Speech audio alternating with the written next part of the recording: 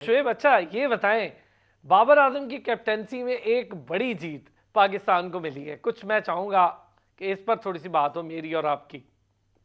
देखिए, बात यह है कि हमें तारीफ करनी चाहिए। जीत जो है वो एक बड़ी जीत है। 350 के करीब रन जो है वो छोटी टीमों के काफी आसानी से नहीं बनते।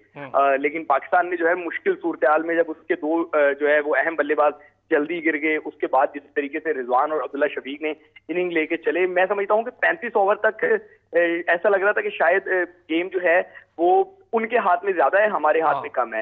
एटलीस्ट 25 ओवर तक तो गेम उनके हाथ में बहुत ज्यादा था, लेकिन फिर 25 के बाद जो इन्होंने गेयर लिया, उसके बाद जो है वो बहुत अच्छे तरीके से पाकिस्तान ने एग्जीक्यूशन की, और उस एग्जीक्यूशन का रिजल्ट जो है वो एक बड़ी वर्ल्ड रिकॉर्ड साज जो है वो फतह की सूरत में मिला। यकीनन इससे पाकिस्तान टीम का मोरल बुलंद हुआ होगा, क्योंकि अगला मैच पाकिस्तान का मेक एंड ब्रेक मैच है, जो हम ट्रांसमिशन से पहले से ये बात कर रहे हैं कि ये जो इंडिया का मैच है ये पाकिस्तान को बनाएगा भी, और इसी से तय होगा कि पाकिस्तान आगे किस तरीके से बढ़ेगा।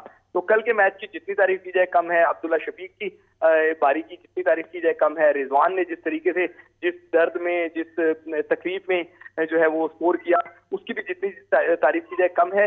लेकिन जाते जाते उन्होंने चुटकुला भी छोड़ दिया कि समटाइम क्रैम्प समटाइम एक्टिंग। खैर मुझे लगता है कि उसके कौन सी सीक्वेंस जो है वो आपको आगे जाके भुगतना होंगे, क्योंकि जब जब ये मामला होगा तो कोई खड़ा हो सकता है कि भाई ये बताएं कि ये एक्टिंग थी या वाकई क्रैम्प थे। तो ये यकीनी तौर पे पाकिस्तान को डेंट डाल सकता है। एक रिजवान बड़े मेच्योर बल्लेबाज हैं, एक बड़े अच्छे इंसान है सुलझे हुए, उन पे ये स्टेटमेंट मेरे ख्याल से अच्छा शोएब, ये बताएं, असर मजाक दी है। शोएब, आप और हम बहुत डिस्कस कर चुके एक चीज पर, ऑफ द रिकॉर्ड भी बहुत डिस्कस कर चुके अब्दुल्ला शफीक और सऊद पर।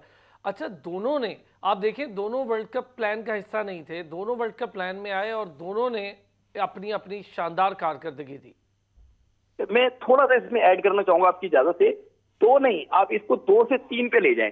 देखिए, हसन अली भी आपके प्लान का हिस्सा नहीं थे। नसीम शाह अनफिट हुए तो हसन अली आए। अभी तक आपका फास्ट बॉलिंग जो बैटरी है, अगर आप उसको देखें तो वहां पे हसन अली के अलावा कोई विकेट शायद ही उस तरीके से इम्पैक्ट डालता हुआ नजर आए।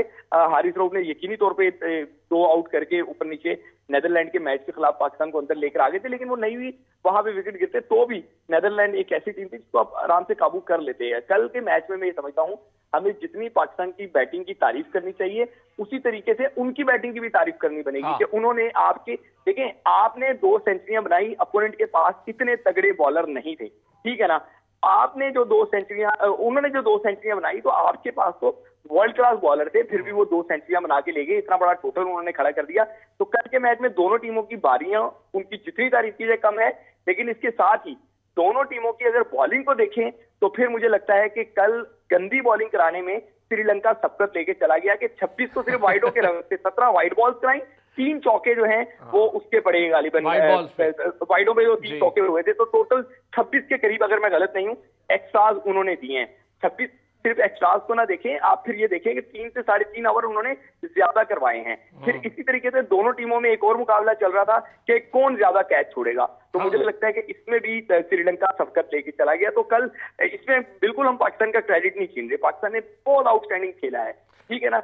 बट ये मानना होगा कि आगे जो टीमें आ रही हैं उसमें 2 मैचेस के अलावा बाकी टीमों जो आप पाएंगी उनमें बॉलर भी तगड़े मिलेंगे, फील्डर भी तगड़े मिलेंगे।